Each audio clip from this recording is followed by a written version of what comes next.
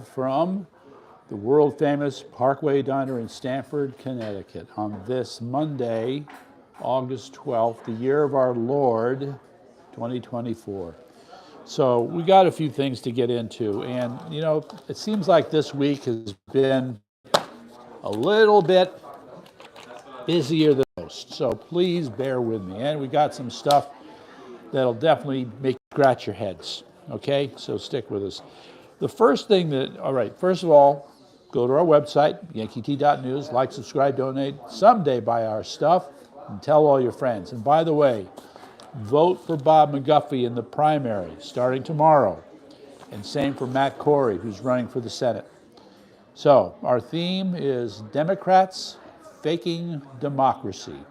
And of course, this is an allusion to what we've been hearing a lot, the fact that this was a smoke-filled backroom deal that got Kamala Harris to where she is today, along with that loser, that communist loser from Minnesota, Tim Walz.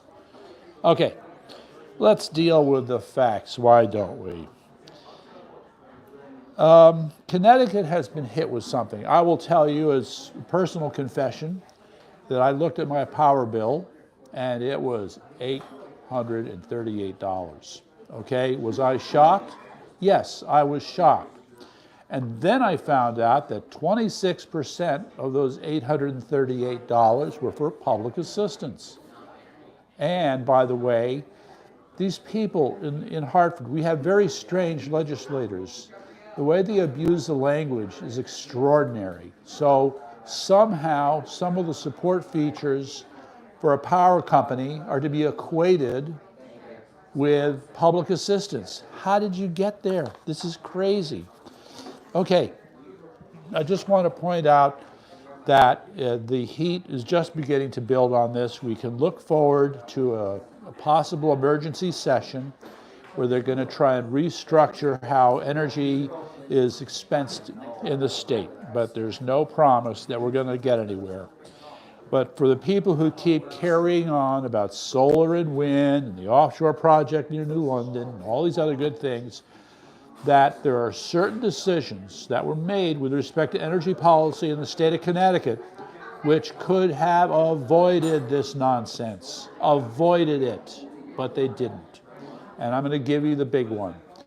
It was the same environmentalists who are looking one way and another, they don't have any straight answers to give you, who several years ago had said, no, we're not going to bring natural gas into the state of Connecticut. We're going to stick with the old system for doing it. All right?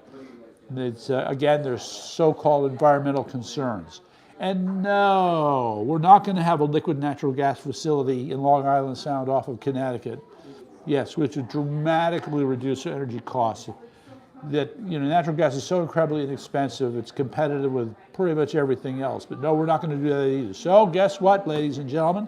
Thanks to the Democrats, thanks to the liberals, thanks to the short-sighted environmentalists, here we are paying 26% more than we should be for our power bills. Well, we'll see how those emergency sessions go. Meantime, out in California, are you ready for this? The biggest American flag in the nation is 3,700 square feet. That's bigger than most houses. That's a big flag. And we have our friends at, let me see if I can find them, is it Camping World, I believe? It's the name of the company. Yes, Camping World. So their headquarters in California, they have other places. There's one out by Syracuse. And they have these huge flags up there. Well, leave it to the local communists who use zoning laws to try and eliminate a major dramatic statement of American patriotism. Say, yep, that flagpole you're using, it's really a building, not a flagpole. Well, after a lot of pushback from the businesses, gee, how do you like this? The town then decided to rezone the whole thing so you could keep it up in the first place. The government, yeah, I just let that story stand on its own merit, okay? Now, the next thing I want to jump to, all right, there's the report that, efforts are underway to get Maduro to leave office in January. The evidence is there. He lost by, he lost at least 70 to 30 and maybe 70% to his opponent, 30% to him. That is a devastating defeat, and he insists that he still won anyway. All right, he's not fooling anybody, but there he sits. So I want to make a point about this, ladies and gentlemen, that is very, very important. If we manage to get Maduro out of there, because the people have spoken, that's going to put a big dent in Marxism in South America, because it's Venezuela that supports the guerrillas, I believe, in Colombia, the leftist efforts in Peru and Bolivia. They keep the lights on for Cuba, okay? And at the same time, they're posing a threat to Guyana. And now that they have the new communist president for Mexico, that relationship would be imperiled as well. So there's a lot to be said for getting him out of there. So the curious thing is that there have been elements of the American government which have been doing this. Haven't got any results yet. Maybe this time we'll get lucky. Stay tuned. But getting rid of Maduro is going to be big from a geopolitical point of view. Just wanted to let you know. Okay, meantime, wow. Okay, our theme is Democrats faking democracy. Yeah. And who's the biggest faker of all? That would be Kamala Harris. That's correct. So there's a picture. I don't think, it's not posted here. However, when you look at it, the tell is clear. It's an AI-generated picture of people at a so-called rally. When you look at their eyes and cheeks, you can see things don't look right. This is an example of what is called generative AI.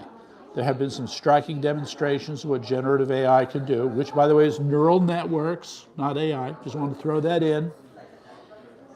And they're pulling all these stunts. They're pulling out all the stops, okay? And it just, yeah. So go have a look at that. Meantime, I cannot help myself. So Erica and I had a little debate, and I just want to tell you about this.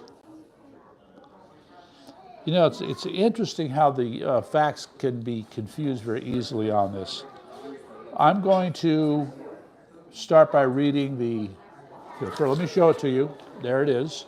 Okay, this is from a newspaper from West Point, Nebraska, 1995. Now, I happened to find this on a Telegram channel last night. And what it has there, that picture, that is the younger version there of Tim Walz.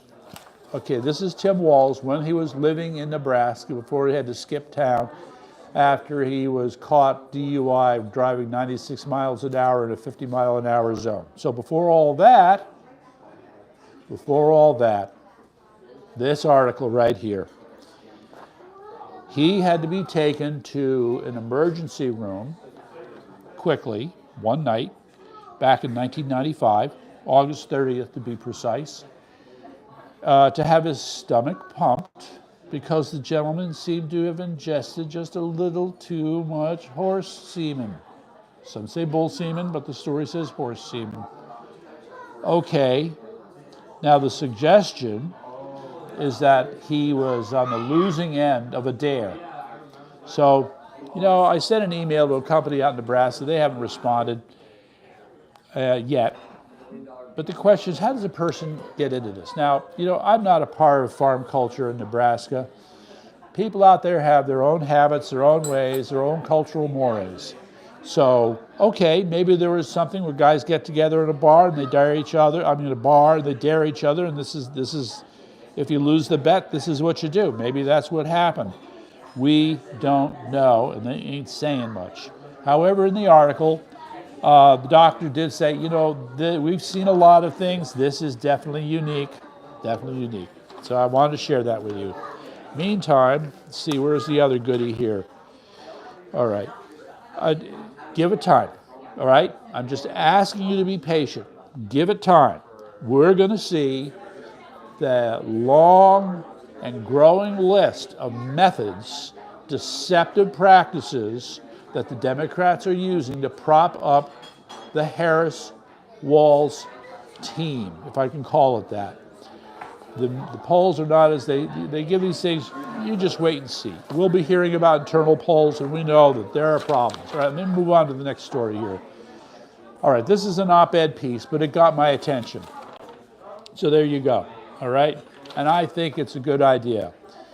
If Trump gets into office, RFK Jr. should be put in charge of getting to the bottom of the assassination attempt. If anybody has a special interest in assassination attempts and will move heaven and earth to get the answers, that would be this gentleman right here, RFK Jr. So I'm all for it. It's just an idea. I think it's a good idea. Meantime, the craziness, the unbelievable craziness. All of us are scratching our heads. You know, in a sense, you could say it's like watching a brilliant chess game. It's so brilliant, you don't even know why some of the moves are being made, all right? So why did Ukraine invade Russia? Now, last time I heard, they're at least 30 kilometers into Russian territory. Okay, that's in round numbers about 25 miles. That's pretty deep penetration. And then the other part is that they're supposedly heading for a nuclear power plant just up the road a piece. And then so then that's the beginning of the story. Now, we're trying to figure out why they do it. Is this going to be to the benefit of the Ukrainians? They've certainly gotten some political points by embarrassing the hell out of Putin. But militarily, is this going to make sense? Because in a sense, the Ukrainians have pushed themselves rather far, okay? So the stories that are coming in certainly are almost contradictory. Here's one of the things that gets me. First comes the report that says, that's right, Putin is digging trenches around the nuclear power plant in this town so the Ukrainians can't get to it. Oh, wow, Putin's digging trenches, okay. And then we get a report, the Ukrainians, they're digging trenches. Well, wait a second, how could both of them be digging trenches? What's going on here? Well, the first problem, ladies and gentlemen, is whenever you hear them say we're digging trenches, that is an echo of which war? That's right, World War I. They're using World War I tactics. With all the things that we have, they're using World War I tactics, okay? What's up with that? All right, so in the meantime, then you have the fire at the nuclear power plants at Zaporizhia, and then there's like, who did it? Okay, did the Ukrainians cause the fire even though the Russians are in control? Did the Russians start the fire in the cooling tower? Who did it and why? Okay, so you've got that going on. Then you've got kind of conflicting stories saying Putin has attacked them and he's pushed them back. And then you have another story that says Putin's attacked and he failed to push it back. So which is it? Okay, so yeah, once again, we have the fog of war, all right? Just saying. And there are all these questions. Why are they doing this? You know, I should do a special on this later. It's enough different things are happening. All right, so we have more links on this up. Go check it out. Now, I still argue that what we have going on with the assassination attempt on President Trump is the equivalent of the dance of the seven veils. One by one veil drops, then another veil drops, and eventually we get to the truth. Well, here's the next veil. Are you ready? Thomas Crooks trained at the shooting range. We know about this. The early reports just kind of gave the sense that he was casual about it and kind of hung out. Now we know that he joined the shooting range on August 10th, 2023, and up until July 12th, 2024, he went to this range no less than 43 times. Okay, that qualifies as an avid shooter. But there's one problem that's going to lead to another problem.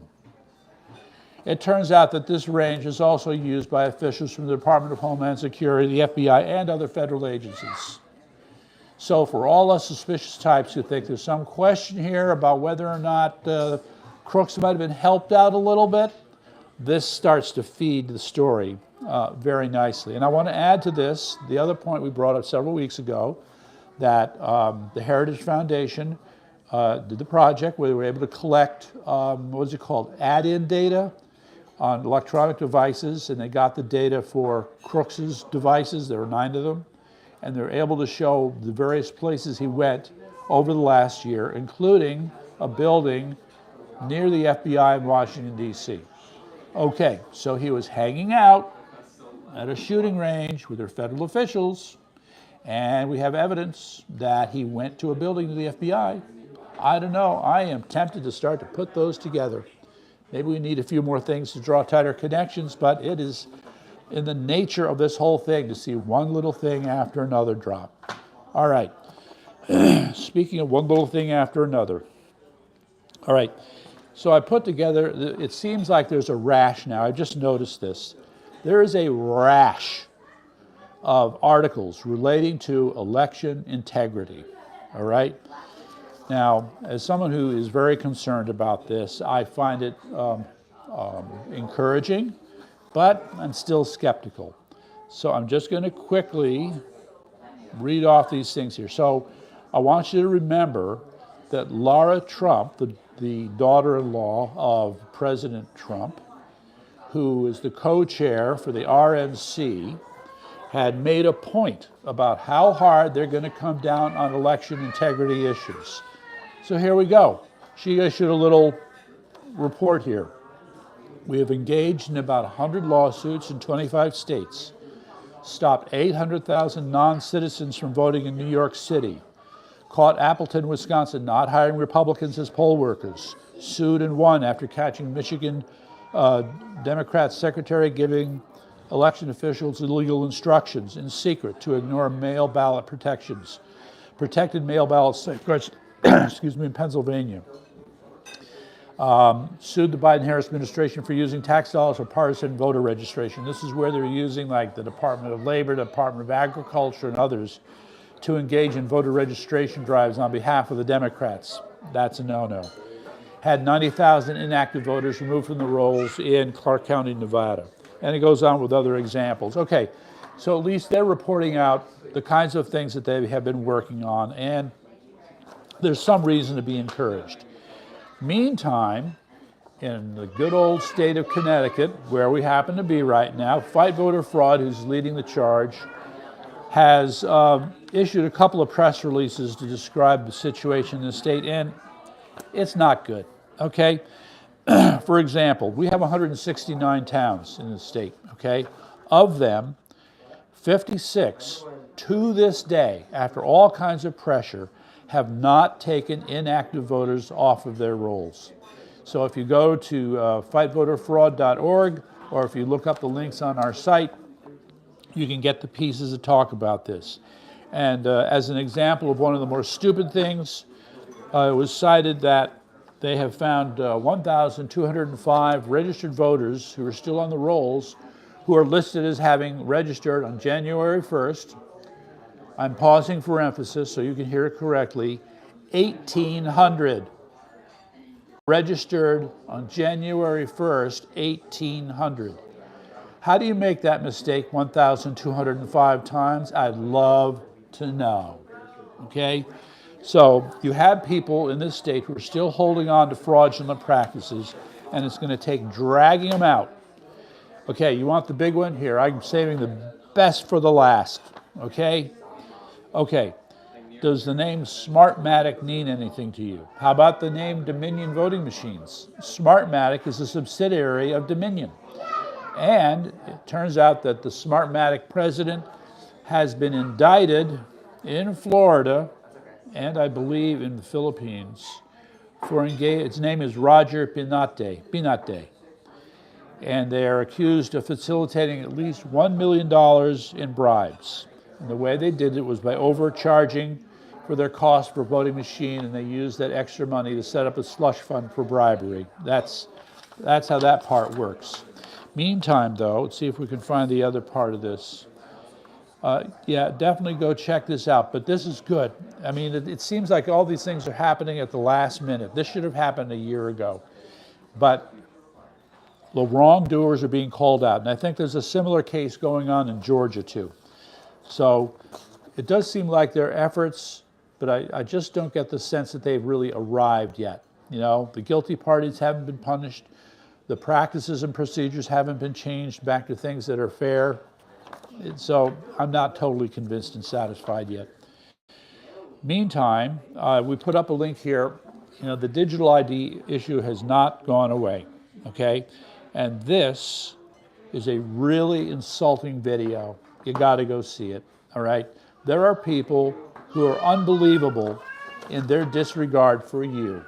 So this guy describes how wonderful the digital ID system will be for tracking everybody and everything they do, including, combining a carbon footprint with social scoring. It's all bad. All right, now I am going to bring you to what has to be the weirdest story of all, and I mean weird.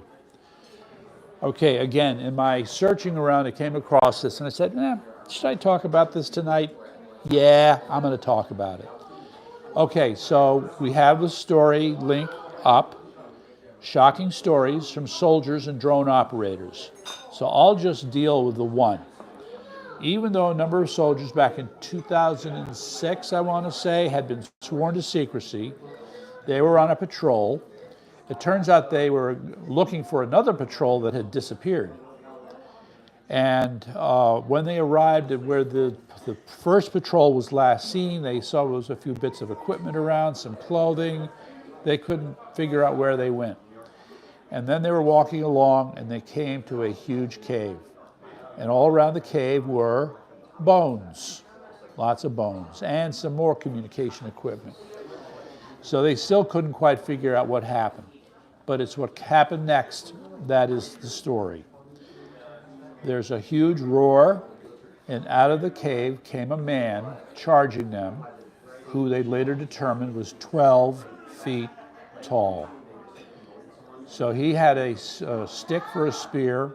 He speared one of the men and killed him. The others shot this monster and killed him. And based on the testimony of some of them who later told the story, plus the helicopter operator who carried this body, which weighed over 1,000 pounds, to wherever it went, that this was real, that it happened. And then if you go to the link, then you'll have anecdotal accounts of operators seeing things, infrared signatures and the like, that clearly were what we will call anomalous, huge. And so it appears that the story about huge creatures like the Yeti may in fact be true. And this is the evidence to support it. So there you go with that one. Meantime, this is what it goes. This is how it goes, ladies and gentlemen. The New England Journal of Medicine called for vaccine safety research. This has been one of Robert F. Kennedy Jr.'s main bitches, that not enough in the way of safety studies are done.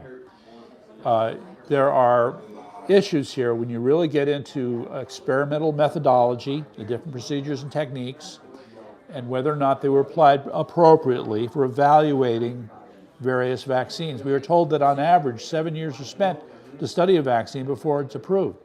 So how can you have an accusation of inadequate safety research when it's been studied for 7 years?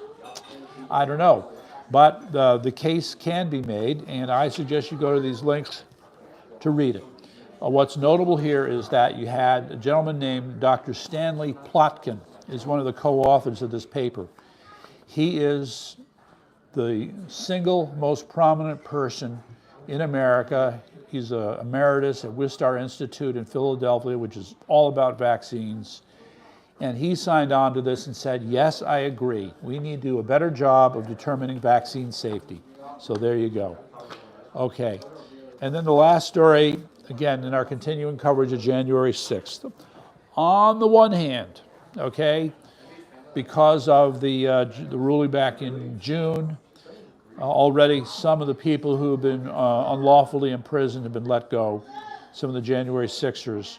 But then we have a case of one who has been sentenced to 20 years because he was convicted of getting into fights with police on Capitol Hill on that day. So it's cutting both ways. It's still working itself out. But this is another story we wanted to put up for you. In the meantime, that's it. Thank you for listening. Until